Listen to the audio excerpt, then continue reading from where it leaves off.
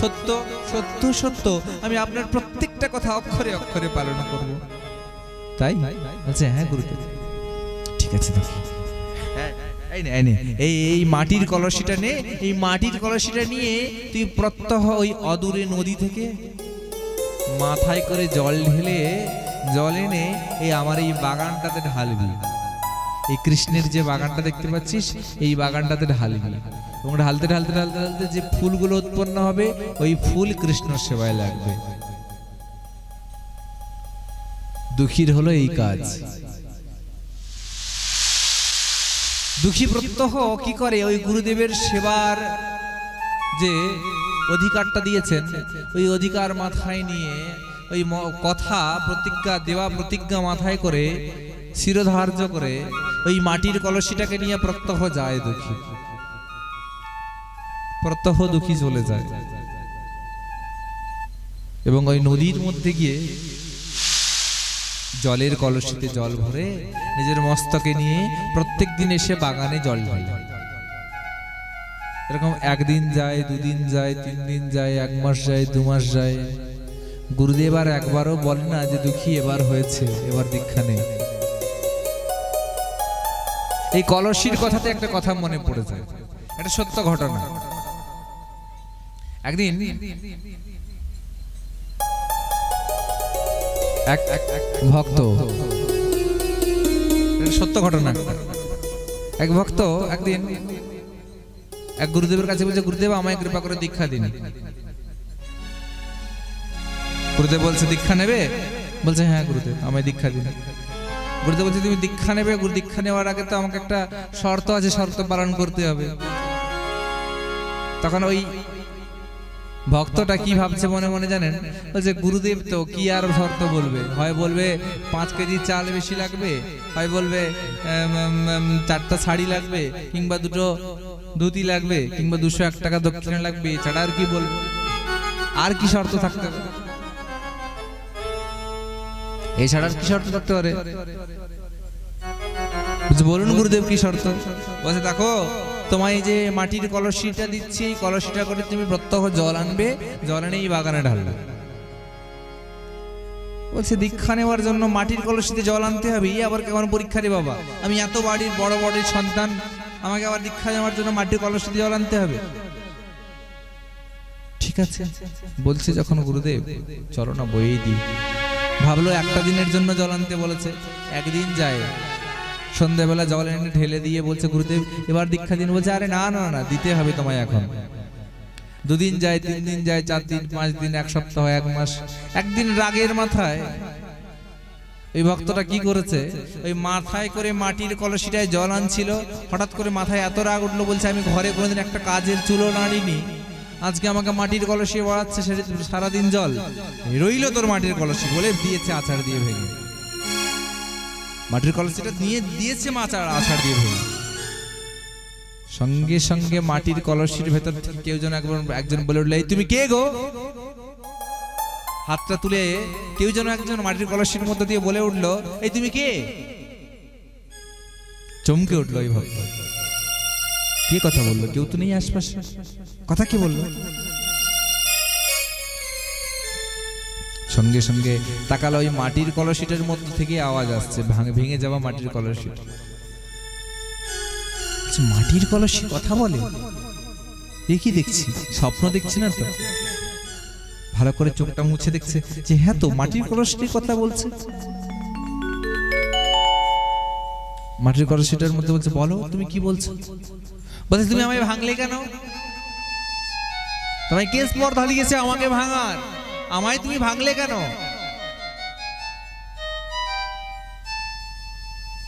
আমায় তুমি ভাঙলে কেন? ভেঙে কি লাভ পেলে? বলছে আরে তুমি একটা মাটির কলসি তোমাকে ভেঙে দিয়েছি, কি হয়েছে? আমার তো কত ভাঙা যায় প্রতিদিন, ওটা মাটির কলসি ভেঙে দিলে বিশাল কিছু ক্ষতি হয়ে যাবে কি?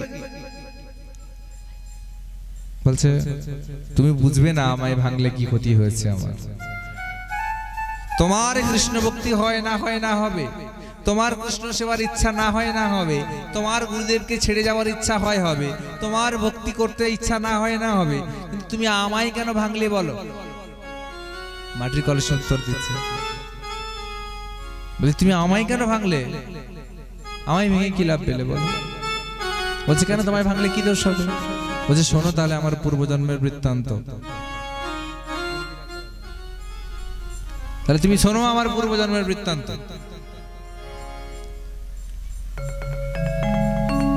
বলছে কি তোমার পূর্বজন্মের বৃত্তান্তটা কি বলো? বলছে জানো আমি আগের জন্মে গেছিলাম। শোনো তাহলে।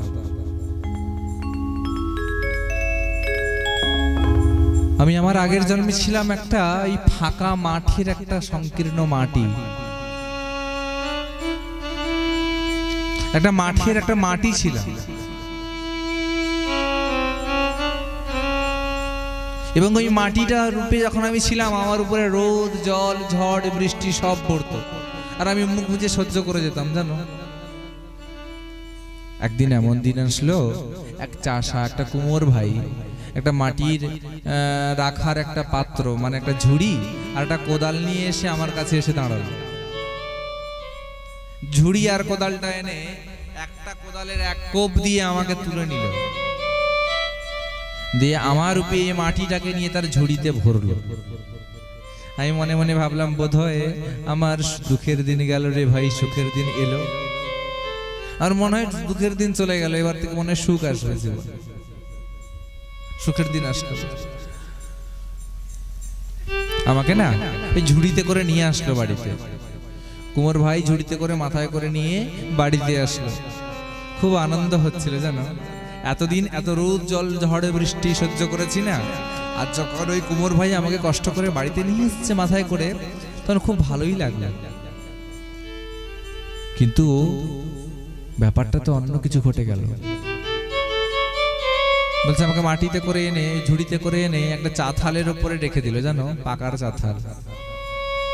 চাথালের উপরে আমাকে রেখে দিয়ে আমার উপরে জল দিয়ে তার পা দুটো দিয়ে বেদম-মতে আমাকে চটকাতে শুরু করলো। বেশ করে চটকাচ্ছে পা দিয়ে,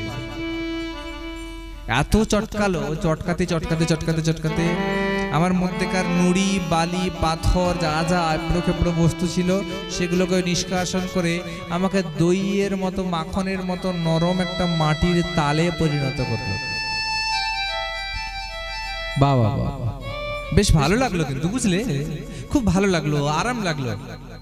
একটু কষ্ট হলো বই কি, কিন্তু যখন নিজের এত সুন্দর পরিকাঠামো গুণময় রূপ দেখতে পেলাম বেশ গর্বই অনুভূতি হলো। কিন্তু ভালো কিছুটা সময় গেল, ভাবলাম এবার বোধহয় আমার দুঃখের সময় গেছে, এবার বোধহয় আমার সুখের সময় এসেছে, চলো এবার আনন্দ করি। বলছে না রে ভাই, তাতে হলো না। আমার রূপে ওই মাটির তালটাকে নিয়ে কি করলো জানো? তারপর একটা চাকতির উপরে, মাটির চাকতি চরকা একটা ঘুরছে চাকতি, ঘুরন্ত চাকতির উপরে আমাকে বসিয়ে দিল। জানো ঘুরন্ত চাকতির উপরে আমার উপরে মাটির তালটাকে বসিয়ে দিয়ে চাকতিটাকে এক হাতে বনবন বনবন বনবন করে ঘোরাচ্ছে, আর এক হাতের তার আঙ্গুলের সুনিপুণ কায়দায় আমায়, আহা কি অদ্ভুত কায়দা, আরেক হাতের তার আঙ্গুলের সুনিপুণ কায়দায় আমাকে মাটির তাল থেকে একটা সুন্দর মাটির কলসিতে পরিণত করলো। ভাবলাম বোধহয় আমার সুখের দুঃখের দিন গেল, এবার বোধহয় সুখ এসেছে। আমি তো আর মাটি নেই, আমি এবার কলসি হয়ে গেছি। দেখুন আমরা এই এখানের এক টুকরো মাটির ঢিলাকে যতটা কদর করি, একটা মাটির কলসিকে ততটা বেশি, তার থেকে বেশি কদর করি কিনা? করি। তাহলে এই মাটির ঢেলার থেকে কলসিটার মর্যাদা বেশি। আজকে কলসিটার সেই ভাবনাই হয়েছে না। বলছি তাহলে আমার আজকে সুখের দিন এসেছে গো, ভালোই হলো। কিছুদিন গেল, বলছে আমার সুখ গেল গো, সুখ হয়নি। জানো কি করলো জানো আমায়? বলছে আমাকে না ওই চাষা কুমোর ভাই তৈরি করার পরে নিজে ওই গ্রীষ্মকালের চরম কটকটে রোদে আমাকে ওই খামারের মধ্যে রোদের মধ্যে রেখে দিল। আমি রোদের মধ্যে ভাজা ভাজা হয়ে যাচ্ছি, শক্ত হয়ে ভাজা ভাজা হয়ে গেলাম, আর ও গিয়ে ফ্যানের তলায় গিয়ে ঘরে ঘুমোচ্ছে। এতটুকু লজ্জা বলে বস্তু নাই। যাক সেটাও সহ্য করলাম, শক্ত হয়ে গেলাম, আর নরম নেই, শক্ত মাটির কলসিতে রূপান্তরিত হয়ে গেলাম। বলছে আর কি বাকি? আর তো কিছু বাকি নাই, এই তো মাটির কলসি তৈরি। বলছে আরে না সেটা নয়, এখনো কলসিতে লাল হয়নি। আর কলসি লাল হবে, লালটা কি করে হবে? বলছে আমাকে নিয়ে গনগনে একটা আগুনের আঁচের উপরে বসিয়ে দিল। উফ, সে তো একদম আরো জঘন্য অবস্থা, লাল টকটকে হয়ে গেছি আমি, একদম লাল পূর্ণিমার চাঁদের আভার মতো অবস্থা। সে কি গরম আগুন, সে আগুনের উপরে আমি জল আগুনের মধ্যে আমার সারা শরীরটা ভাজা ভাজা হয়ে লাল হয়ে গেল, তবু কুমোরটা আমার উপরে এতটুকু তরস খেলো না। ঠিক আছে, হলো ভালো। যখন আমি পরিপূর্ণ রূপে কলসে পরিণত হয়েছি, এবার একটা ভালো খবর জানো? বলছে কি খবর? বলছে এবার আমাকে একটা জুড়ির মধ্যে বেঁধে নিয়ে গেল কুমোর ভাই অদূরে একটা হাটে নিয়ে গেল মাথায় করে যখন যাচ্ছিলাম না, তখন যা আনন্দটা হচ্ছিল না জানো, যে বহুত আমার উপরে অনেক পা দিয়ে দলিয়েছে, আমাকে অনেক আগুনে দিয়ে রেখেছে, অনেক বনবন করে ঘুরিয়েছে, অনেক রোদে রেখেছে। আজ এর মাথায় ওঠার সুযোগটা পেয়েছি, আর কি ছাড়ি? খুব সুখ আজ এসেছে। হাটে এনে রাখলো আমায় জানো, কুমোর ভাই আমাকে যখন হাটে এনে রাখলো, একটা বিক্রেতার সামনে, বিক্রেতা বিক্রি করছে, কুমোর ভাই কিছু দর নিয়ে চলে গেল, আমি ওই বিক্রেতার কাছে রয়ে গেলাম, যেটাকে পাইকারি দেওয়া বলে। যে পাইকার ব্যবসায়ী, সে দোকানদারকে জিনিস দেয়, আর দোকানদার সেটা এবার রিটেলারের কাছে বিক্রি করে। এবার তোমার কুমোর ভাই তো চলে গেল আমাকে ওই বিক্রেতার কাছে বিক্রি করে। এবার আমি বিক্রেতার কাছে পড়ে আছি, কেউ আর আমায় পছন্দ করছে না, আমায় আর কেউ কিনছে না জানো, কেউ আমায় পছন্দ করছে না। কলসির সবাই আসছে, আমাকে ধরছে আর বাজিয়ে বাজিয়ে চলে যাচ্ছে। আর কলসি কেমন ভাবে কিনি গো? বাজিয়ে কিনি না, ফাটা ফুটো আছে নাকি, টং টং করে যদি আওয়াজ হয় তাহলে ঠিক আছে, আর ঠকাস ঠকাস করে যদি আওয়াজ হয় তাহলে হরি বল, তাই না? তাহলে আমাকে নিরেও প্রত্যেকে আসছে, টং টং করে বাজাচ্ছে, বাজলাম ঠিকই, কিন্তু কেউ পছন্দ করছে না। কি আমার দুর্ভাগ্য। হেন কালে তোমার পরম দয়াল পতিত পাবন শ্রী গুরুদেব এসেছে এই হাটে। আর পরম দয়াল শ্রী গুরুদেব ওই হাটে এসে কি করছেন জানো? এতগুলো কলসির মধ্যে কৃপা করে আমায় নির্বাচন করলেন।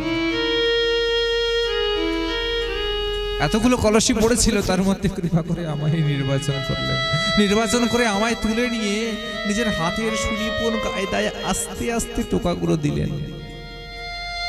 যেন এরকম মনে হচ্ছিল তিনি যেন আমার পরম বন্ধু, আমায় জোরে টোকা মারছেন না যাতে আমায় লাগে, জোরে টোকা মারছেন না যাতে আমায় লেগে না যায়। আস্তে আস্তে টোকাগুলো দিলেন, আর যখন দেখলেন যে আমার থেকে খুব সুনিপুণ আওয়াজটা বেরোচ্ছে, আমায় তিনি একটা নির্দিষ্ট মূল্যের দাম দিয়ে কিনে নিলেন। কিনে নিয়ে এসে আমায় তার প্রত্যেক শিষ্য যাদেরকেই তিনি দীক্ষা দেন, সর্বপ্রথম আমাকে দিয়ে ওই ফুলের বাগানে জল ঢালা করান। যারা উত্তীর্ণ হয় তারাই দীক্ষা পায়। আজ সেই কাজ তোমায় দিয়েছে, কিন্তু তুমি হাই কি করলে গো? তোমার গুরুদেবের কত করুণায়, কত কৃপায় এত কষ্টের জীবনটাকে আমি কৃষ্ণের সেবায় লাগাতে পেরেছিলাম। এত কষ্ট করে কৃষ্ণের চরণে নিজেকে উৎসর্গ করার সৌভাগ্য অর্জন করেছিলাম। তুমি তো মানুষ, তোমাদের হাত আছে, তোমার পা আছে, তোমার মাথা আছে, তোমার চোখ আছে, তোমার মন আছে কৃষ্ণের সেবা করার জন্য, কিন্তু একটারই অভাব, তোমার ইচ্ছার অভাব। কিন্তু জানো গো, আমার না ওগুলো কিছু নাই। আমার না আছে হাত, না আছে পা, না আছে বদন, না আছে চক্ষু, আমার কিছু নাই। তবে একটা জিনিস আছে, আমার ইচ্ছা আছে খুব, নিজেকে কৃষ্ণের সর্বতভাবে সেবার অনুকূলে লাগিয়ে দিয়ে খুব ইচ্ছা লাগে। কিন্তু আজ তোমার মতো দুরাচারী, পাপাচারী, ব্যভিচারীর জন্য আজকে আমি আমার সেই জীবনটাকে খুইয়ে দিলাম। কি করলে তুমি? আজ সেই রূপে শ্যামানন্দ জল আনি ভরে। সেই রূপে দুঃখী আজকে কলসিতে করে জল আনছে, আর কলসিতে করে জল এনে এনে প্রতিদিন মাথায় ভরতো। মাথায় করে কলসি করে জল আনতো, কোনো বিড়া ছিল না, এমনি কলসিটাকে মাথায় রেখে আনতো। এবার দিনের পর দিন, মাসের পর মাস, বছরের পর বছর যখন কেটে যায়, একদিন হঠাৎ দুঃখী অনুভূতি করলো তার মাথায় অসহ্য বেদনা, যন্ত্রণা, জ্বালা হচ্ছে। দুঃখী কলসিটাকে রেখে দিয়ে আস্তে করে কাঁধে নিয়ে যখন মাথায় হাত দিয়ে দেখলো সমস্ত মাথা তো রক্ত পড়ছে দরদর করে। দুঃখী বলল, এত বেদনা, এত জ্বালা কেন, কি দেখছি? দুঃখী দেখলো তার মাথায় ঘা হয়েছে। অসহ্য বেদনা তারে জ্বলি পুড়ি মারে। অসহ্য বেদনায় দুঃখীর সমস্ত মাথা জ্বলে যাচ্ছে, পুড়ে যাচ্ছে, রক্ত পুঁজ বেরোচ্ছে, আর এমনকি পোকা পর্যন্ত হয়েছে। দুঃখী এত কষ্ট পাচ্ছে, তবুও কৃষ্ণের সেবা বন্ধ করেনি, সেই কলসিতে করে জল আনা বন্ধ করেনি। প্রত্যহ সেই কলসিটাকে মাথায় করে জল নিয়ে তো আনতো। কিন্তু একদিন দেখছে যখন ঘাটার অবস্থা মর্মাহত, ঘা থেকে রক্ত বেরোচ্ছে, দরদর করে কপাল বেয়ে রক্ত বেরিয়ে যাচ্ছে, দুঃখী তখন আর নিজেকে স্থির রাখতে না পেরে, যাতে গুরুদেব না জানতে পারে, নিজের সুখের জন্য নয়, যাতে গুরুদেব না জানতে পারেন, তার জন্য একটা কাপড়ের ছিন্ন বস্ত্রকে মাথায় বেঁধে, কাপড়ের বস্ত্রকে মাথায় বেঁধে তার উপরে কলসিটাকে নিয়ে জল বইছে। ঠিক এমন সময় পরম দয়াল গুরুদেব দুঃখীকে বলছে, দুঃখী এদিকে আয়। গুরুদেব বলুন। তুই প্রত্যহ বাগানে জল ঢালিস? হ্যাঁ গুরুদেব। আপনি যাকে হোক জিজ্ঞেস করুন, প্রত্যহ জল ঢালি। আজও ঢেলেছি। ঠিক আছে, যা। পরের দিন দুঃখী মাথায় কাপড়টা বেঁধে মাথায় কলসি করে জল এনেছে। জলটা এনে বাগানে ঢালতে যাবে, ঠিক এমন সময়, এই দুঃখী এদিকে আয়। দুঃখী চমকে উঠেছে, কলসিটাকে বাগানের কাছে রেখে এসে বলছে, গুরুদেব বলুন। ছি দুঃখী, তোকে কত ভালো ভাবতাম জানিস, তোকে খুব ভালো ভাবতাম, খুব স্নেহ করতাম রে। কিন্তু তুই এটা ভুলে গেছিস যে কখনো সুখে কৃষ্ণ সেবা হয় না। কিঞ্চিত একটা কাজ করছিস, একটা মাটির কলসিতে জল আনছিস সারাদিনে একবার, তার জন্য মাথায় কাপড় বেঁধে এত সুখে কাজ। কৃষ্ণের সেবা করার জন্য এত সুখ লাগে? ছি ছি, তোর লজ্জা করে না? কি বলছে গুরুদেব, ভুল বুঝবেন না। চুপ কর দুঃখী, ভুল বুঝবো না। এক কলসি জল আনার জন্য তোর এত কষ্ট হয় যে মাথায় কাপড় বেঁধেছিস? এক্ষুনি কাপড় খোল। গুরুদেব, গুরুদেব আমায় কাপড় খুলতে বলবেন না। গুরুদেব আমি যদি মাথার এই বিড়াটা যদি নামিয়ে নিই না, তাহলে সমস্যা হবে। গুরুদেব আমায় এটা করতে বলবেন না। দুঃখী বলেছি কাপড়টা তুই নামা। না গুরুদেব, আমি ওটা নামাবো। দুঃখী নামাবি কিনা? যদি না নামাস আমি এক্ষুনি প্রত্যাহার করবো তোকে। গুরুদেব আপনি আমায় মেরে শেষ করে দিন, তাও আমি এটা নামাতে পারবো না। দুঃখী নামা বলছি। যখন দুঃখী নামাচ্ছে না, সঙ্গে সঙ্গে গুরুদেব ছুটে গিয়ে দুঃখীর মাথা থেকে কাপড়টা যেই টেনেছে, দুঃখী কি দেখি, কবে থেকে হয়েছে দুঃখী? তুই আগে আমায় বলিস নি কেন বাবা? কি দশা এই বাবা, এমন কেন করেছিস? গুরুদেব আমি আগে বলতে পারতাম, আমি আগে জানাতে পারতাম, আমি আগে আপনাকে অবগত করাতে পারতাম যে গুরুদেব আমার শিরে বেদনা, আমার মাথায় ঘা হয়েছে, জ্বলছে, রক্ত বেরোচ্ছে, আমি আর পারছি না। এটা বলতে পারতাম গুরুদেব, আমি বলতে পারতাম। কিন্তু গুরুদেব সত্য করে বলুন না, আমি যদি আপনাকে বলেই ফেলতাম যে গুরুদেব আমার কষ্ট হচ্ছে, গুরুদেব আমার বেদনা হচ্ছে, গুরুদেব আমার জ্বালা হচ্ছে, আমি পারছি না, এই কথা যদি বলে দিতাম, গুরুদেব আপনি সত্য করে বলুন, আপনি কি আমায় আর কৃষ্ণ সেবাটা করতে দিতেন? আমার দিনটা যে বেকার যেত না। আমার তেমন দিন ধারণ করে যাপন করে লাভ কি, যেদিনে আমি কৃষ্ণ সেবা থেকে বিচ্যুত থাকবো গুরুদেব। আপনার আজ্ঞা, আপনার আদেশকে অবমাননা করা হতো সেদিন, যেদিন আমি আমার এই জড়দেহ তো অসুস্থ হবেই, দেহ মাত্র তো ব্যাধি আসবেই, তার জন্য আমি কৃষ্ণ সেবা থেকে কেমন বিচ্যুত হতে পারি গুরুদেব? আমি ওটা পারতাম না, তাই বলিনি। গুরুদেব আপনি কৃপা করে আমায়, আমার কষ্ট হোক, আমি কষ্ট সহ্য করতে রাজি। আমার হাজার হাজার বেদনা, হাজার জ্বালা হলেও কোনো যায় আসে না, কিন্তু গুরুদেব আপনি কৃপা করে আমায় কৃষ্ণ সেবা থেকে বিচ্যুত করবেন না। বাবা বাবা দুঃখী, বা তোর মতো সত্যি ভক্ত হয় না রে, এত সহ্য ক্ষমতা, এত সহ্য ক্ষমতা,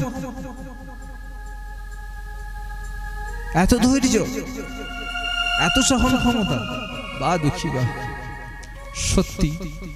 আজ থেকে তুই দুঃখী নয়, আজ থেকে তুই কৃষ্ণ দাস, বুঝলি? কারণ কৃষ্ণের দাস ছাড়া এত অপ্রাকৃত সহ্য ক্ষমতা সহকারে কৃষ্ণের সেবা কেউ করে না।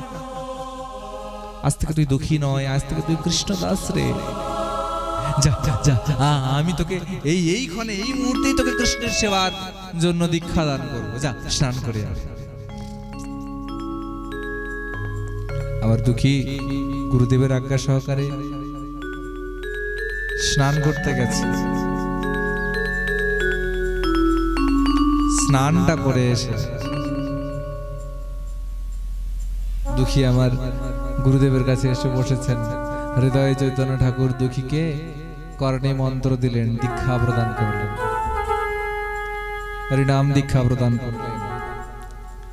গুরুদেব বলছেন গুরুদেবকে, তখন দুঃখী বলছেন, দুঃখী গুরুদেব এবার আপনি বলুন আমি কি সেবা করব? যে দুঃখী রে, আজ থেকে আর আমি তোর গুরুদেব নেই, আমি তোকে দীক্ষা দিলাম বটে, কিন্তু তোর আসল গুরুদেব তুই ধারণ করতে গেলে যা বৃন্দাবনে। বৃন্দাবনে কোথায় যাব? বলছে আমি ঠিকানা দিয়ে দিচ্ছি, যা জীব গোস্বামীপাদের কাছে, এবং তাকে গিয়ে বল যে আপনি আমায় কৃষ্ণ সেবার অধিকার দিন। দুঃখী আজকে বৃন্দাবনে চলছে।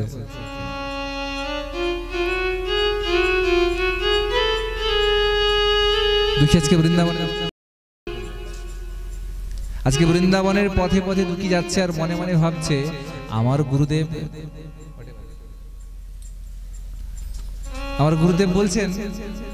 বলেছেন যে আমায় ওই জীব গোস্বামীপাদের কাছে, যে জীব গোস্বামীপাদের কাছে গেলে নাকি আমি কৃষ্ণ সেবার অধিকার পেয়ে যাব। আজ সেই গোস্বামীপাদের কাছেই আমি যাব। তাই মনকে বলছে, ওরে মন চল না মধুর বৃন্দাবনে যাই। মনকে বোঝাচ্ছে, একবার চলো মন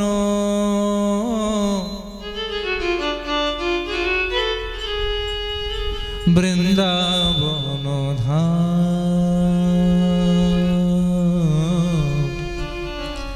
চলো মন বৃন্দাবন ধাম,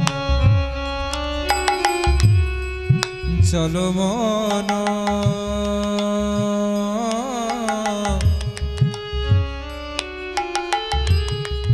বৃন্দাবন ধাম,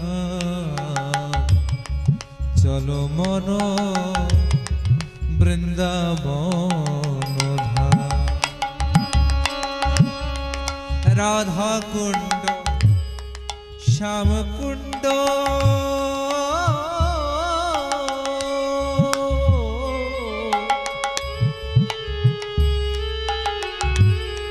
যেথা রাধা কুণ্ড শ্যাম কুণ্ড গিরি গোবর্ধন,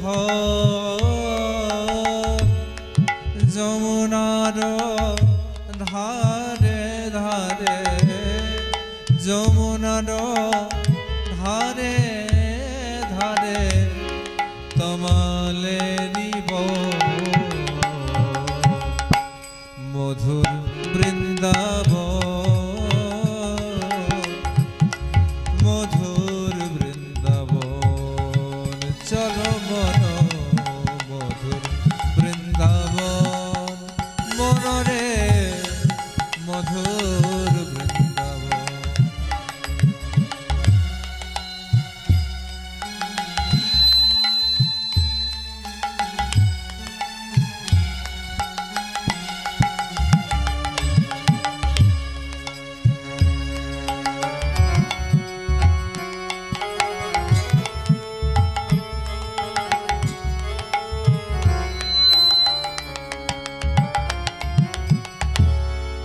রাধারমণ বংশীধারী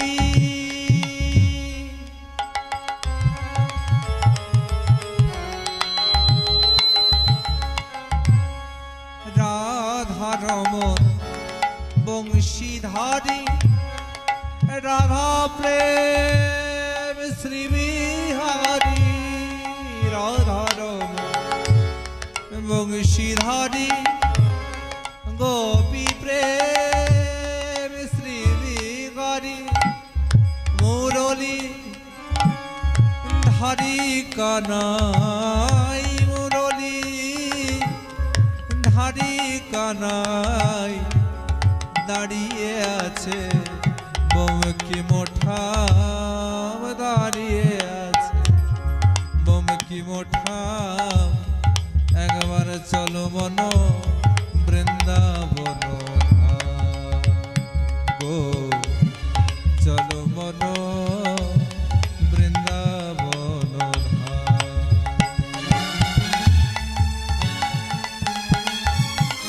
তাই গৌর হরি হরি বল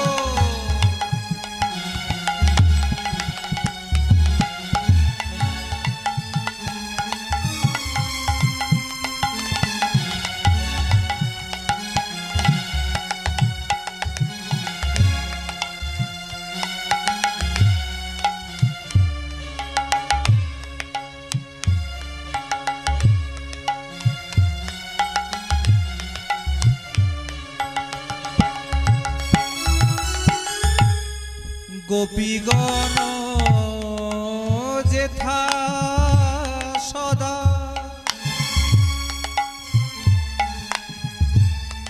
গোপীগণ যেথা সদা মুরলীর ধ্বনি শোনে গোপীগণ যেথা সদা মুরলীর ধ্বনি শোনে আর যে ধ্বনি সদা বাজে ব্রজ ধ্বনি সদা বাজে ব্রজ নারীগণের কানে চলো মন মধুর বৃন্দাবন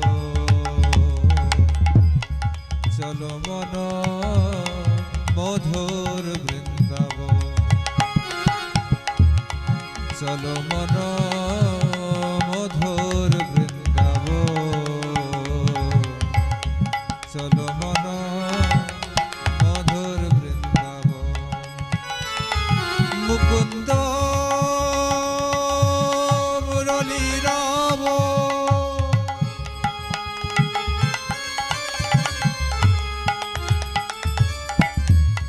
শ্রবণ ফুল্ল হৃদবল্লভী করম্বিত প্রতিকদম্ব কুঞ্জান্তরা কালিন্দী গিরি নন্দিনী কমল কন্দলান্দোলিনা সুগন্ধীরা নীলনা मे शरणमस्तु वृन्दाटवी वृन्दावन मधुरो वृन्दावन मधुरो वृन्दावन मधुरो वृन्दावन मधुरो वृन्दावन मधुरो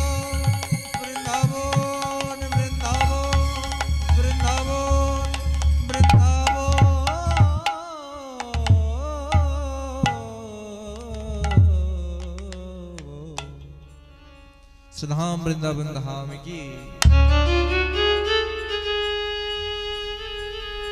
आज मन के बोझाते बोझाते राधा राधा नाम करते करते दुखी कृष्णदास वृंदावने पहुंचे जीव गोस्वामीपादेर चरण प्रान्ते एसे दाঁড়িয়ে प्रणाम करे बोलছে गोस्वामीपाद আপনি কৃপা করে আমায় আপনার চরণে স্থান দিন। এই তুমি এসেছো কোথা থেকে বলো, কে কে কে পাঠিয়েছে তোমায়? গোস্বামী আমায় না আমার গুরুদেব পাঠিয়েছে। বলছি তোমার গুরুদেবের নাম কি? বলছে আমার গুরুদেবের নাম হৃদয় চৈতন্য। হৃদয় চৈতন্য ঠাকুরের শিষ্য তুমি? তোকে হৃদয় চৈতন্য ঠাকুর পাঠিয়েছে? এ বাবা, এই কে আছিস? একে বসতে দে রে, একে খেতে দে, একে ভালোভাবে থাকতে দে, জায়গা দে। কি হলো গুরুদেব? আপনি আমার গুরুদেব হৃদয় চৈতন্য ঠাকুরের নাম শুনে এত আচম্বিত হয়ে পড়লেন কেন? এমন কি রয়েছে আমার গুরুদেবের মধ্যে? বলছে ওরে দেখি, তুই কি জানিস না তোর গুরুদেবের মধ্যে কি রয়েছে? তুই তোর গুরুদেবকে তুই জানিস? বলছে না, কই জানি না তো। তাহলে শোন, তোর যে গুরুদেব হৃদয় চৈতন্য ঠাকুর, তার যে গুরুদেব ছিলেন তার নাম ছিল গৌরীদাস পণ্ডিত, যিনি কিনা ছিলেন ব্রজের সুবল সখা। এই গৌরীদাস পণ্ডিত ব্রজের সুবল সখা আজকে কলিযুগে যখন গৌরীদাস পণ্ডিত রূপে অবতীর্ণ হলেন, তিনি ছিলেন মহাপ্রভু আর নিত্যানন্দ প্রভুর পরম গুহ্যতম সখা বন্ধু। সেই গৌরীদাস পণ্ডিতের শিষ্য কে ছিল? এই হৃদয় চৈতন্য ঠাকুর, তোর যে গুরুদেব। এই হৃদয় চৈতন্য ঠাকুরের আগেকার নাম ছিল হৃদয়ানন্দ ঠাকুর। এর হৃদয়ানন্দ ঠাকুর অত্যন্ত আনন্দে গৌরীদাস পণ্ডিতের কাছে দীক্ষা নিয়ে কারাতিপাত করতেন ভজনের মাধ্যমে। একদিন যখন তোর পরম গুরুদেব মানে গৌরীদাস পণ্ডিত আশ্রম থেকে বাইরে গেছিলেন কিছু কাজের জন্য, তখন এই তোর গুরুদেব হৃদয়ানন্দ ঠাকুরের উপরে সমস্ত দায় দায়িত্ব দিয়ে গেছিলেন আশ্রমে। ঠিক সেই সময় তোর গুরুদেব হৃদয় আনন্দ ঠাকুর ওই আশ্রমে থেকেছিলেন এবং আশ্রমের সমস্ত কার্যকলাপ ক্রিয়া ঠিকঠাক ভাবে সাধন করেছিলেন। ঠিক এমন সময় আশ্রমের বাৎসরিক অনুষ্ঠান এসে যায়। তখন ভাবলেন যে এখনো যেহেতু গুরুদেব আসেননি, কিন্তু গুরুদেবের মান তো রক্ষা করতে হবে, আশ্রমের বাৎসরিক উৎসব তো পালন করতে হবে। তাই হৃদয়ানন্দ ঠাকুর আমার গুরুদেবের আসার অপেক্ষা না করে নিজের আশ্রমের উৎসব শুরু করেন। আশ্রমের উৎসব শুরু করেছেন, ঠিক সেই তিথিতেই গুরুদেব এসে হাজির। এসে যেই না দেখছে যে আমার শিষ্য হৃদয়ানন্দের এত বড় স্পর্ধা, আমি না থাকতে উৎসব শুরু করে দিয়েছে নিজের প্রতিপত্তি রাখার জন্য। বাহ, স্পর্ধা মন্দ নয়। এই বলে হৃদয়ানন্দের কাছে বলছে, রে হৃদয়, স্পর্ধা মন্দ নয় তো? আমি নেই সেই সুযোগে তুই উৎসব শুরু করে দিয়েছিস মঠে নিজের প্রতিপত্তি রক্ষার জন্য। এই বলে হৃদয়ানন্দ ঠাকুরকে গৌরীদাস পণ্ডিত নিজের বেত্রার আঘাতে অনেক বেত্রাঘাত করলেন, অনেক বেত্রাঘাত করলেন। বেত্রাঘাত করতে যেই না যাবেন, বেত্রাটা নিয়ে উঠেছেন, মারতে যাবেন হৃদয়ানন্দ ঠাকুরকে। আর যেই না মারতে যাবেন, অমনি কি দেখলেন যে গৌরীদাস পণ্ডিতের ওই শিষ্য হৃদয়ানন্দ ঠাকুরের হৃদয়ে মাঝে নিতাই গৌর নাচিতেছে। চাঁদ নিতাই আর চাঁদ গৌর দুজনে নৃত্য করছেন হৃদয়ানন্দের হৃদয়ে। দেখে চমকে উঠলেন, কি দেখছি? হৃদয় হৃদয় তোর তোর হৃদয়ে বক্ষে মাঝে গৌর নিতাই এলো কোত্থেকে? আমি তো দেখতে পাচ্ছি না। আরে আমরা তো সকলে দেখছি তোর হৃদয়ে তো গৌর নিতাই, কোত্থেকে এলো? গুরুদেব আমি জানি না। সঙ্গে সঙ্গে আকাশবাণী হলো যে রে গৌরীদাস, তুমি যাকে মারতে যাচ্ছ তার হৃদয়ে আমরা বাঁধা। এবার তুমি যদি ওকে মারো, লাগবে আমাদের। এবার তুমি বিবেচনা করো মারবে কিনা। গৌরীদাস পণ্ডিত হাত জোড়ো করে বলছে, ওরে হৃদয়, সত্যি তুই, আমি যে মহাপ্রভুর পরম বন্ধু, এতদিন আমি আমার মহাপ্রভুকে কখনো হৃদয়ে জায়গা দিতে পারিনি, আজ তুই পারবি। এই বলে হৃদয়ানন্দকে বক্ষে জড়িয়ে ধরলেন, আর সেই থেকে বললেন যে হৃদয়ানন্দ, আজ থেকে তোর নাম হৃদয়ানন্দ নয় রে, আজ থেকে তোর নাম হৃদয় চৈতন্য, কারণ তোর হৃদয় চৈতন্যকে তুই ধারণ করেছিস। সে হৃদয় চৈতন্য ঠাকুরকে হৃদয়ে স্থান দিলেন। হৃদয়ে স্থান দিয়ে হৃদয় চৈতন্য ঠাকুরকে বললেন যে হৃদয় যা, তুই দীক্ষা দে সবাইকে। সেই হৃদয় চৈতন্য ঠাকুরের তুমি শিষ্য গো, তোমার নাম কি বলো? বলছে আমার নাম দুঃখী কৃষ্ণ দাস। জীব গোস্বামী হেসে বলছেন, বাহ, যারা কৃষ্ণের দাস তারা কি এখন দুঃখী হয়? বলছে না গুরুদেব, আমার নাম জন্মের নাম আমার দুঃখী, কিন্তু গুরুদেব নাম দিয়েছেন কৃষ্ণদাস, তাই কোনো নামটাকে অবহেলা না করে সব নামকে একসঙ্গে বলি, দুঃখী কৃষ্ণদাস, আমার নাম দুঃখী কৃষ্ণদাস। বলছে বাহ, তুই কি চাস বল বাবা? গুরুদেব আপনি আমায় কৃষ্ণ সেবার অধিকার দিন। বলছে কৃষ্ণ সেবার অধিকার? কেমন অধিকার? বলছে গুরুদেব আমায় এমন ধরনের অধিকার দিন। বলছে কিরকম অধিকার? বলছে আমায় অধিকার দিন যেন আমি সারা জীবন কৃষ্ণ সেবা করতে পারি। বলছে ঠিক আছে, তুই সেবা কর, তোর যেটা ইচ্ছা করে সেবা কর। বলছে কিন্তু গুরুদেব আমি তো শুনেছি যে সেবা 64 প্রকারের হয়, এত প্রকার সেবার মধ্যে আমি কোন সেবাটা করব বলো না। বলছে তুই একটাই সেবা কর, যা তুই আজ থেকে গোপী ভাবে সেবা কর, মঞ্জুরি ভাবে, তুই মঞ্জুরি ভাবে সেবা কর। তুই কুঞ্জবনের বাইরে, কুঞ্জবনের মধ্যে গিয়ে এই ঝাঁটাটা, এই সোনার ঝাঁটা নে, এই সোনার ঝাঁটা নিয়ে প্রত্যহ এই কুঞ্জবনের মাঝে ঝাঁট দিবি। আর কুঞ্জবনের মধ্যে ঝাঁট দিয়ে তুই নিজের এই ঝাড়ু দেবার সেবাটা কর। দুঃখী বলল তাই হোক গুরুদেব, আপনি যখন এটাই সেবাটা আমাকে অধিকার দিচ্ছেন আমি এটাই করব।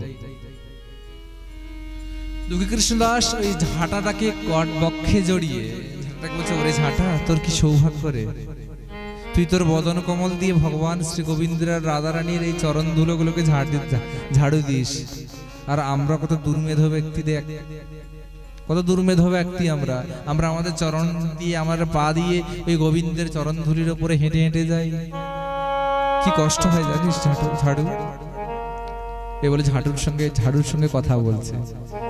কথা বলতে বলতে একটা সময় যখন কুঞ্জের দ্বারে এসে হাজির, কুঞ্জের দ্বারে ষষ্ঠাঙ্গ প্রণাম করে কৃষ্ণদাস ওই ঝাড়ুটাকে নিয়ে ঝাড় দিতে শুরু করেছে। ঝাড়ুটা ঝাড়ু দিতে দিতে হঠাৎ করে একটা জায়গায় এসে স্থির দৃষ্টিতে দেখলো যে এটা কি দেখছি, এটা একটা সোনার নূপুর না? এত সুন্দর সোনার নূপুর ছিল কোথায়? দেখি দেখি দেখি দেখি, এই বলে তুলেছে যে এটা সোনার নূপুর। বলছে বাপরে, এমন সোনার নূপুর তো আগে কখনো দেখিনি, এত উজ্জ্বল, এত চমকিত, এত বিভা পরিকাশিত, এত প্রকাশ। সোনার নূপুরটাকে হাতে ধরেছে, এত আভা যেন হাতে ধরে রাখতে পারছে না, তবুও হাতে ধরেছে। বলছে এটা কার নূপুর? যারের নূপুর হোক না কেন আমি আমার কাছে রাখি, পরে আসলে আমার কাছে চাইতে আসলে দিয়ে দেব। রেখেছে নূপুরটাকে কাছে। এই বলে বাকিটা ঝাড়ু দিচ্ছে। ওদিকে শ্রীমতী রাধারানী আমার ললিতাকে ডেকে বলছে, ও ললিতা শোন না। বলছে কি আছে? জানিস ললিতা, আজ না একটা সমস্যা হয়েছে রে। বলছে কি সমস্যা? সমস্যা কি বল? আজ আবার কি সমস্যা? জানিস ললিতা, আজ না কুঞ্জে গেছিলাম ওই ভোরে রজনীতে। বলছে হ্যাঁ গেছিলি, কি হয়েছে? বলছে ললিতা, ওখানে যে গেছিলাম না, ওই কুঞ্জে গিয়ে আমি না আমার না বোধহয় এক পায়ের একটা সোনার মলকে হারিয়ে এসেছি। কি বলিস রাধে, সোনার নূপুর হারিয়ে ফেলেছিস? বলছে হ্যাঁ বোধহয়, কারণ আমি খুঁজে পাচ্ছি না আমার বাম পায়ের সোনার নূপুর। আরে রাধে, সোনার নূপুরটাকে হারিয়ে ফেলেছিস, তুই বুঝতে পারিস নি? বলছে না। দেখ রাধে, সবসময় ভুলটা তুই করিস আর সমস্ত ভুলের সমাধান আমাদেরকে করতে হয় কেন বলতো? এত বলা মন কেন? যা হয়েছে হয়েছে, দে না সখী, জানা খুঁজে এনে দে না। বলছে দেখ আমি ললিতা, আমি প্রকাশ্যে যদি এখন যাই আমাকে লোকে চিনে ফেলবে না। তুই প্রকাশ্যে যাবি কেন? এটা গোপীর বেশ ধারণ করে যা না। তাই বলছে হ্যাঁ গোপীর বেশ ধারণ করে যা। ঠিক আছে, গোপীর বেশ ধারণ করেই যাচ্ছে ললিতা। এই বলে গোপীর বেশ ধারণ করে যাচ্ছে। গোপীর বেশ ধারণ করে আমার ললিতা যখন ওই কুঞ্জবনের মধ্যে এসে হাজির হয়েছেন, আর হাজির হয়ে দেখতে পাচ্ছেন অদূরে এক বাবাজি ঝাড়ু নিয়ে ঝাড় দিচ্ছেন। বলছে এই বাবাজিটা ঝাড় দিচ্ছে মানে এই বোধহয় খুঁজে পাবে, একে জিজ্ঞেস করে দেখি। ও বাবাজি এদিকে শোনো শোনো। বলছি বনের কুঞ্জবনের মধ্যে আবার এই মেয়ে কোত্থেকে এলো? বলছে কি হচ্ছে মা বলো। বাবাজি তুমি এখানে ঝাড়ু দিচ্ছ? বলছে হ্যাঁ। বলছে এখানে যে তুমি এতক্ষণ ঝাড়ু দিলে তুমি কি কোনো সোনার নূপুর পেয়েছো গো? বলছে তা পেয়েছি বই কি, তা তো পেয়েছি। বলছে যে সোনার নূপুরটা পেয়েছো ওটা দাও না, ওটা আমার সোনার নূপুর। ও তোমার সোনার নূপুর? বলছে হ্যাঁ আমার সোনার নূপুর। বলছে দেখো হতে পারো তুমি নারী জাতি, খুব কপট, খুব চাতুরালিতে ভর্তি তুমি, কিন্তু একটা কথা মনে রাখবে, আমিও কম চালাক নই। তোমাকে সোনার নূপুরটা অমনি অমনি দিয়ে দেব না, বিনিময়ে আরেক জোড়ার যে আরেকটা সোনার নূপুর সেটা দেখাও, মিল করিয়ে নি, যদি মিলে যায় তাহলে দেব। ললিতা চমকে উঠছে, আরে বাবা, বাবাজি হলেও তো বোকা নয়, একে আবার সোনার নূপুর দিতে হবে? আমার কাছে নূপুর নেই, নূপুর রয়েছে রাধার কাছে। বাবাজি সঙ্গে সঙ্গে কথাটা ঘুরিয়ে ললিতা বলছে, বাবাজি আর শুধু না, নূপুরটা আমার নয়, আমার সখীর। ও কথা ঘোরাচ্ছ তোমরা কি গো? আমরা কত দূর থেকে আসি এখানে বৃন্দাবনে ভজন করতে, আর তোমরা বৃন্দাবনে থেকে মিথ্যে বলছো। বাহ, তাহলে তোমার সখীকে ডেকে এনো, সখীর সঙ্গে নূপুর মেলাবো, তারপর নূপুর দেবো। আচ্ছা বাবাজি সমস্যায় পড়লাম তো, এখন সখীকে ডাকতে যেতে হবে? বলছে হ্যাঁ তা তো বটেই, ঠিক আছে। ললিতা এসে বলছে, ও রাধে হয়েছে এবার তো, নূপুর পেয়েছি এটা সুখবর, কিন্তু দুঃখবর একটা, দুঃসংবাদ একটা আছে। বলছে কি? দুঃসংবাদটা হচ্ছে এটাই, যে বাবাজি নূপুরটা পেয়েছে সে জাতা বাবাজি নয়, সে ওই নিধুবনে ঝাড় দেয়। আর ওই নিধুবনে ঝাড় দেওয়ার ওই বাবাজিটা কি করেছে জানিস? বলেছে তুই যাবি, তোর সঙ্গে নূপুরের সঙ্গে নূপুর মেলাবে, তারপর নূপুর দেবে।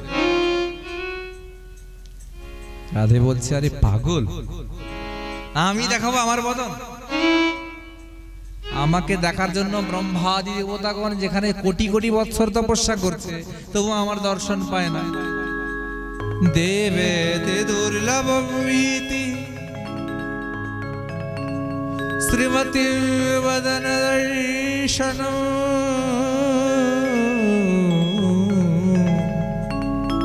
দেবেতি দুর্লভম ইতি শ্রীমতী বদন দর্শনম।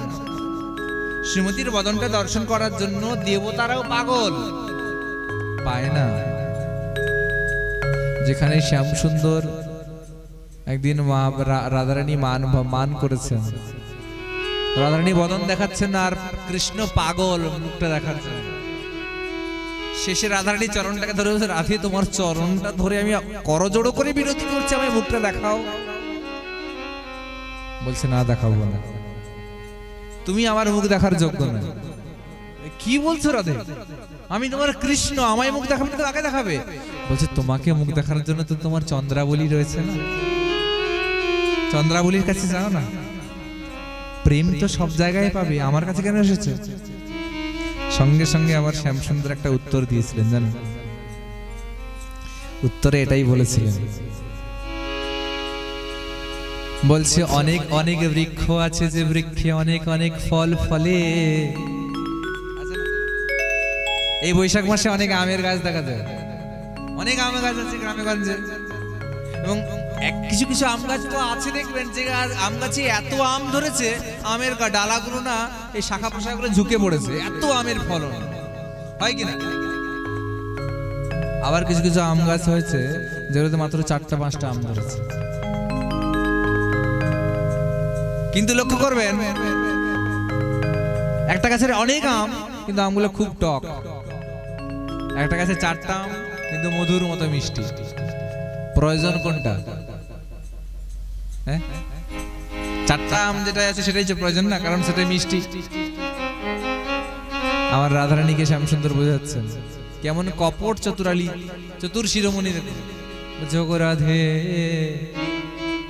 এই জগৎ মাঝে অনেক বৃক্ষ আছে, যে বৃক্ষে অনেক অনেক ফল আছে, কিন্তু যদি ফল মাঝে কীট থাকে লুকায়ে, তবে কি সে ফল গ্রহণযোগ্য হয়?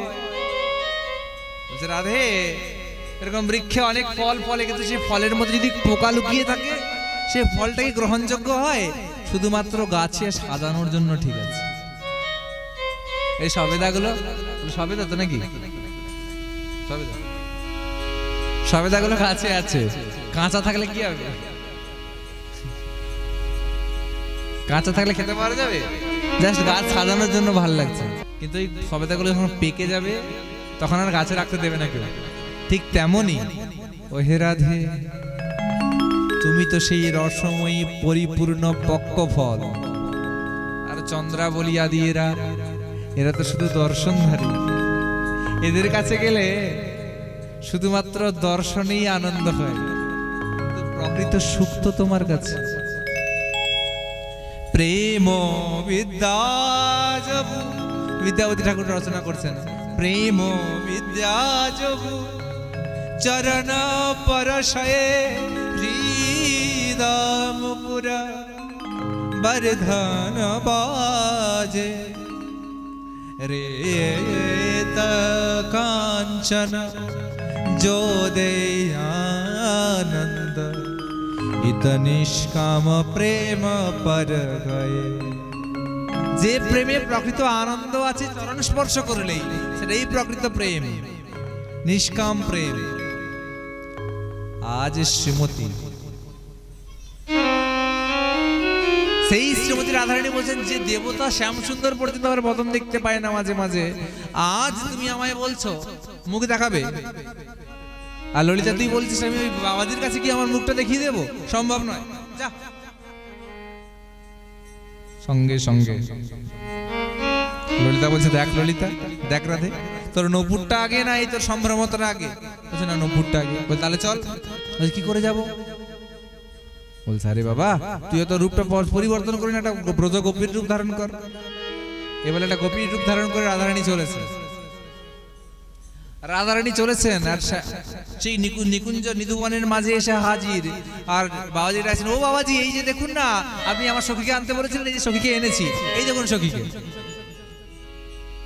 শ্রীমতীর দিকে দেখে যেই না আমার শ্যামানন্দ প্রভু ওই দুঃখী কৃষ্ণদাস মুখটাকে ঘুরিয়ে রাধারানীর দিকে তাকিয়েছেন, অমনি কি দশা হলো জানেন? মায়ের আর 10 মিনিট, আর 10 মিনিট, বেশিক্ষণ না। খুব বিক্ষিপ্ত, বুঝতে পারছি অনেক দেরি হলো। যেই না দুঃখী কৃষ্ণদাসকে বলছে, ও বাবাজি এদিকে দেখুন, এই যে আমার সখীকে এনেছি, দেখুন আপনি প্রমাণ চাইছিলেন সখীকে চাই, এই দেখুন সখীর সঙ্গে কথা বলে নিন, নপুরটা কিনা জিজ্ঞেস করে নিন। সখীর দিকে যেই দেখেছেন কি দশা দেখে বুঝতে পারলেন? কি দশা জানেন? কি দশা হয়েছে গো? বলছে জানো, দশাটা ঠিক এমন হয়েছে যেন হঠাৎ করে এক দৃষ্টি অন্ধকারে থাকার সঙ্গে সঙ্গে কেউ যদি সূর্যের দিকে তাকিয়ে ফেলে, ঠিক তেমন দশা। অন্ধকার, আজ অন্ধকার দেখছে, আর অন্ধকার দেখার সঙ্গে সঙ্গে বলছে এই তোমার সেই সখী? বলছে হ্যাঁ আমার এই সখী। তো তুমি তোমার সখীকে নিয়ে এসছো, তাহলে তোমাকে দেখে তো মনে হয় না এই তোমার সখী। বলছে কেন? তোমাকে দেখে কেমন একটা মনে হয়, কিন্তু তোমার সখীকে দেখে মনে হয় যেন তোমার সখী খুব আহ্লাদী।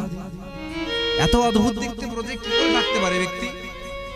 বলছে হ্যাঁ গো, এ আমারই সখী, আর এ আমারই ব্রজে থাকে। বলছে সত্য বলছো?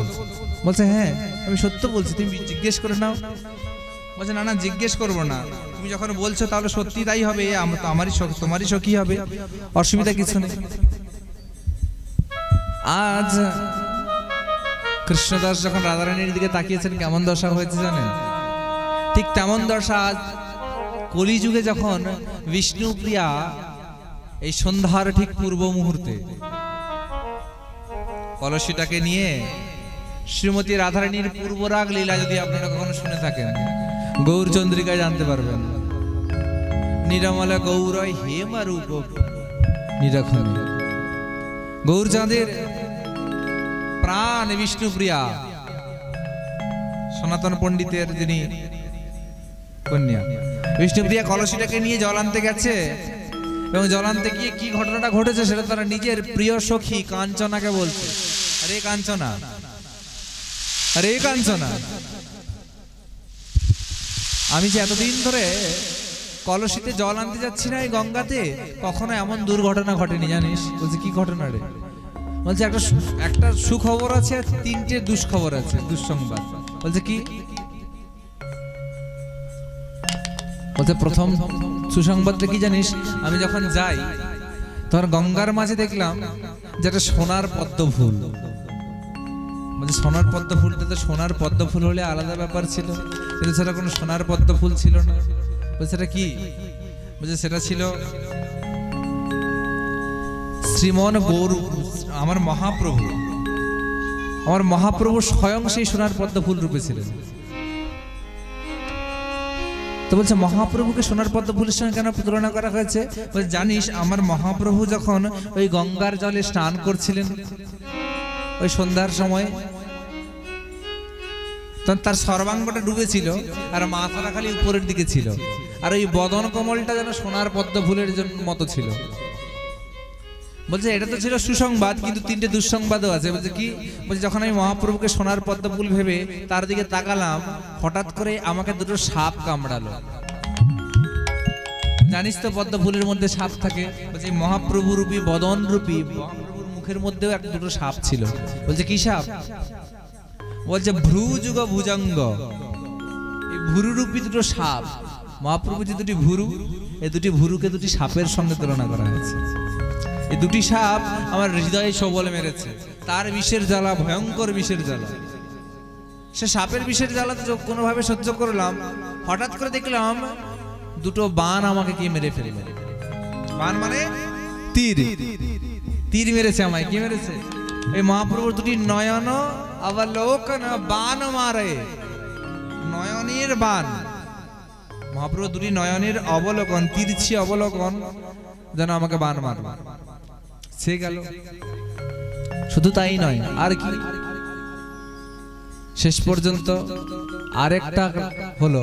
আমি যখন এতগুলো সমস্যা, যখন বান মারলো আমায়, আমি যখন বিষের জ্বালায় জর্জরিত, ঠিক সেই সময় পালিয়ে যাবো বলে ভাবছিলাম, এমন সময় আমি দিক বিদিক শূন্য হয়ে জলে পড়লাম। কোন জলে? গঙ্গার জলে নয় রে। কোন জলে?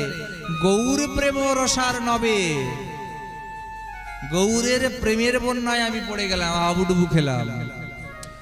তাই বলছি জানিস আজকে গৌরের উপরে খুব অভিমান হচ্ছে। কেমন ধরনের অভিমান?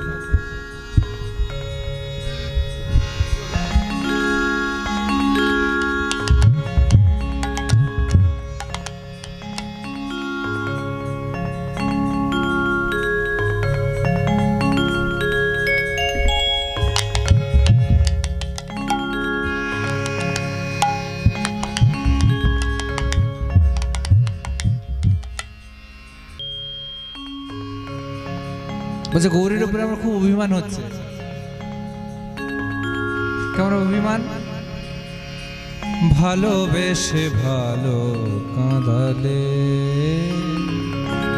বলছে বিষ্ণুপ্রিয়া বলছেন গৌর এত ভালোবাসলে, এত ভালোবাসা দিলে, এত ভালোবাসার এই পরিণাম দিলে।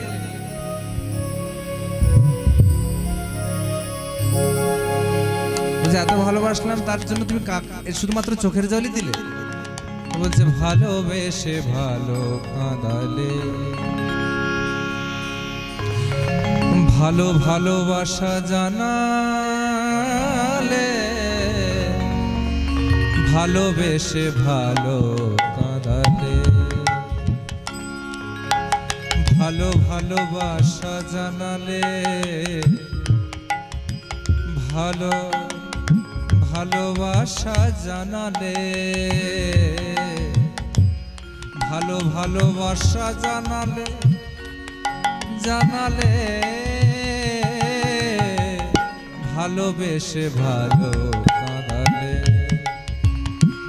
গো ভালোবেসে ভালো কাঁদালে।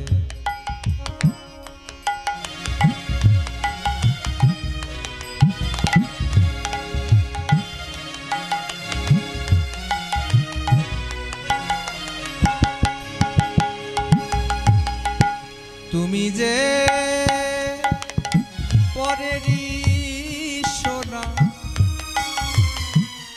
আমার আগে তা ছিল না জানা, তুমি যে পরেরই সোনা আমার আগে তা ছিল না জানা। আমি জানতাম যদি পরের সোনা, আমি সোনা দিতাম নাতা কর্ণ কুলে ভালোবেসে ভালো কাঁদালে ভালোবেসে ভালো কাঁদালে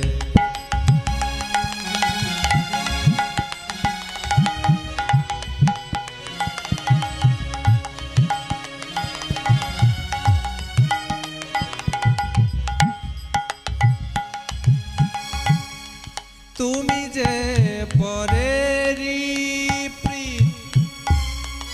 পাষাণেতে বিরচিত তুমি যে পরেরি প্রীত পাষাণেতে বিরচিত আমায় কষ্ট দিলে যথোচিত কষ্ট দিলে যথোচিত শুধু এ চিত সপেছি বলে ভালোবেসে ভালো কাঁদালে ভালোবেসে ভালো কাঁদালে ভালোবেসে ভালো প্রতিদান দিলে ভালোবেসে ভালো প্রতিদান দিলে ভালোবেসে ভালো কাঁদালে ভালোবেসে ভালো কাঁদালে।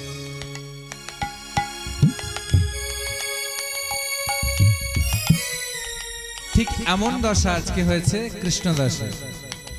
কৃষ্ণদাস রাধারানীকে দেখে বলছে, রাধে মনে বলছে, আমি মনে মনে বলছে আমি চিনতে পেরেছি তুমি রাধারানী, আমি তো জানি তুমি রাধে, তুমি অন্য কোনো সাধারণ নারী নয়। এবং উপরে বলছে, ওগো ব্রজনারী, তোমারই যদি নূপুর হয় তাহলে তুমি দেখাও তোমার আরেকটা নূপুর। রাধারানী বলছে, এই দেখো আমার আরেকটা নূপুর। আর যেই না আরেকটা নূপুর দেখিয়েছে, ঠিক অমন সময় আমার শ্রীমতী রাধারানী আরেকটা নূপুর যখন তুলে দিয়েছে, এই দেখো আমার আরেকটা নূপুর দেখো। বলছে শুধু নূপুর দেখালে হবে না, তার কি মানে নেই যে তুমি নূপুরটা আর যার চুরি হয়েছে আসলে তার কাছ থেকে নূপুরটা চুরি করে এনে দেখাচ্ছ। হয়তো আমি কি করে জানো যে নূপুরটা তোমার? তাহলে কি করে প্রমাণ দেখাতে হবে সেটা তো বলো। বলছে প্রমাণটা এভাবেই দেখাও, তোমার চরণটা দেখাও। আরে আমার চরণ দেখে কি করবে? বলছে তুমি যেখানে নূপুরটা ফেলেছিলে না সেখানটায় তোমার চরণের চিহ্নটা এখনো রয়েছে। তাহলে তুমি তোমার যদি চরণের চিহ্নটাই চিহ্নে চিহ্নে মিলে যায়, ছাপে ছাপে মিলে যায়, তাহলে ভাববো নূপুরটা তোমার, তাহলে নিয়ে যাবে তোমার নূপুর। আর যদি না মেলে তাহলে নূপুরটা তোমার নয়, নূপুরটা আমি রেখে দেবো। রাধারানী বলছে, ওরে ললিতায় কি করছে? আমি বদন দেখাতে বলেছি, দেখেছি, আমি এখানে আসতে বলেছি, আমি এসেছি, এখন আবার আমার চরণ দেখবে বলছে। আমার চরণ আমি কাউকে দেখাই না রে। ললিতা বলছে, ওরে রাধে তুই নাটক বন্ধ কর না। বলছে নাটক কেন? বলছে নাটক নয়, তোর যদি কৃপা করবার নাই ছিল, তোর ইচ্ছার বিরুদ্ধে তো জগতে কিছু হয় না।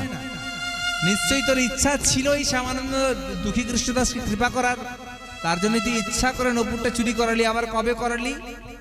আজকে এই নূপুরটাকে হারালি, যাতে করে শ্যামানন্দের হাতে লাগে, কৃষ্ণদাসের হাতে লাগে, যাতে করে নূপুরটা তুই বাইরে ফেলতে পারিস। এখানে কেন পড়লো তোর নূপুরটা? তোরই ইচ্ছা মতে, শুধুমাত্র কৃষ্ণদাসকে কৃপা করার জন্য। দে না, চরণটা দেখিয়ে দে না। রাধারানী বলছে, ও তাহলে তুইও বলছিস চরণ দেখাতে? ঠিক আছে।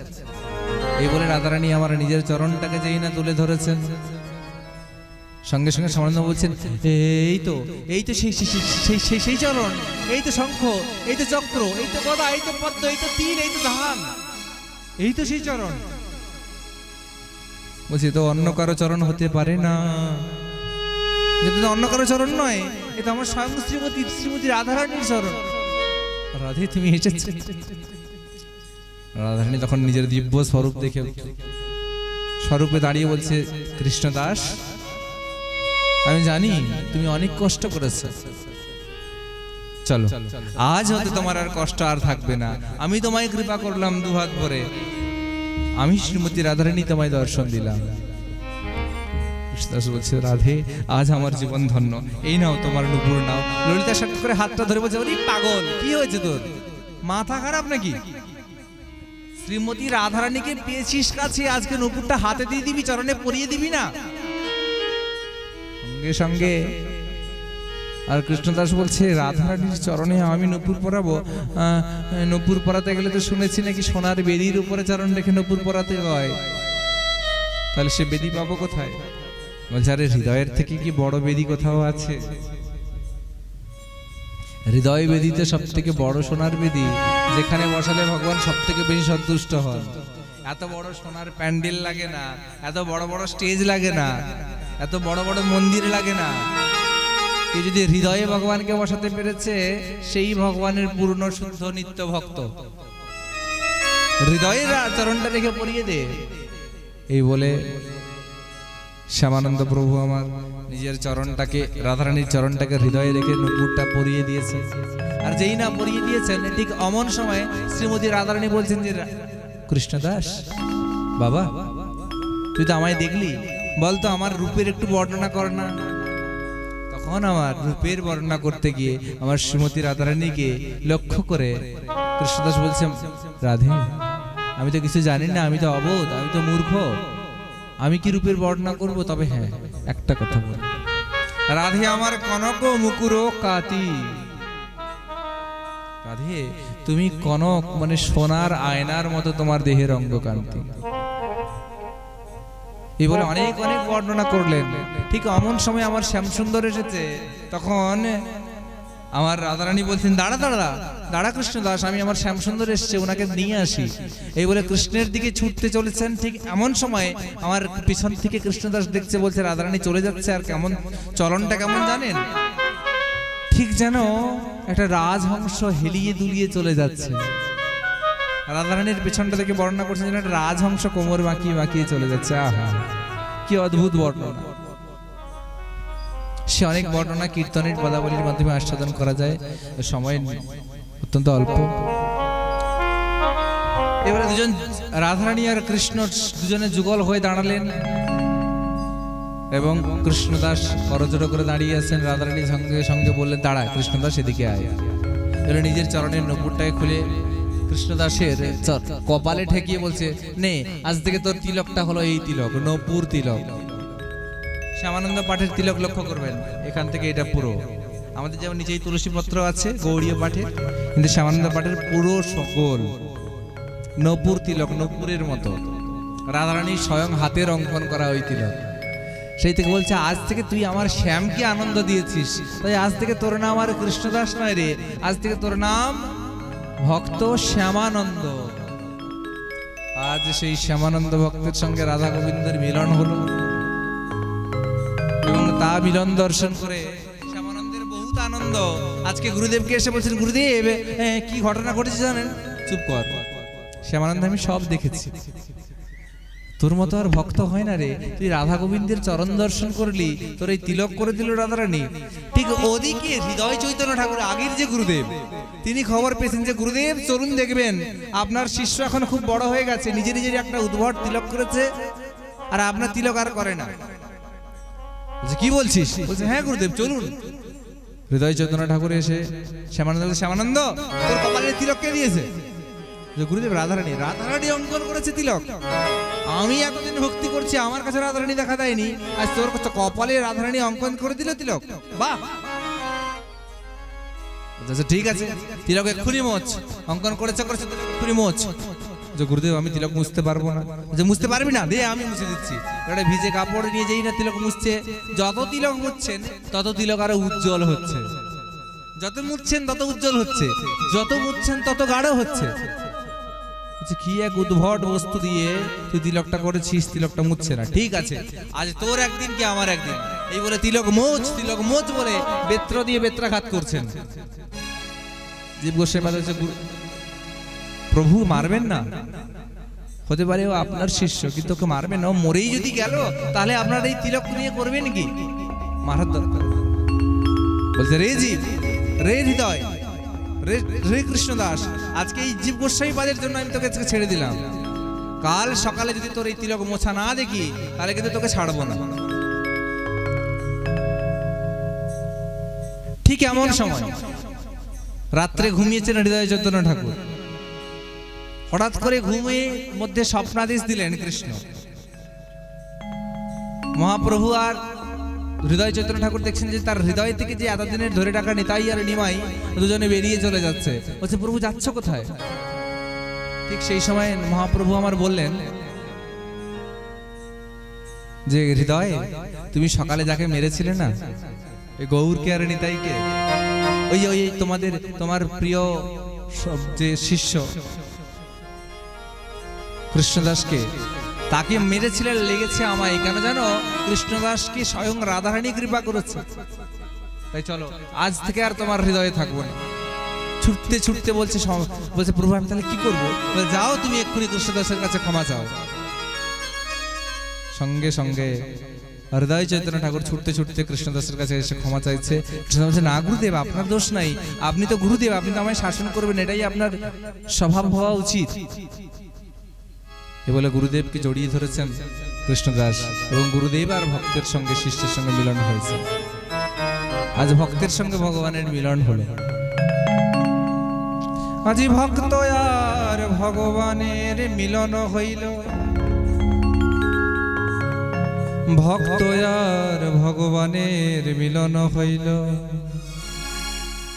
আরে প্রেমানন্দে বদন ভরে হরি হরি বল, হরি বল বল রে, হরি বল বল রে। প্রেমানন্দে বাহু তুলে হরি বল বল রে। হাত তুলে সবাই। প্রেমানন্দে বদন ভরে হরি বল বল রে। প্রেমানন্দে বাহু তুলে হরি বল বল রে। ভক্ত আর ভগবানের মিলন হইল, ভক্ত আর মিলন হইল। আজি ভক্ত আর ভগবানের মিলন হইল, মিলন হইল। আরে প্রেমানন্দে বদন ভরে হরি হরি বল, প্রেমানন্দে বদন ভরে হরি হরি বল। আরে প্রেমানন্দে বদন ভরে হরি হরি বল, প্রেমানন্দে বদন ভরে হরি হরি বল। আজি হরি বল বল রে, হরি বল বল রে, হরি বল বল রে, হরি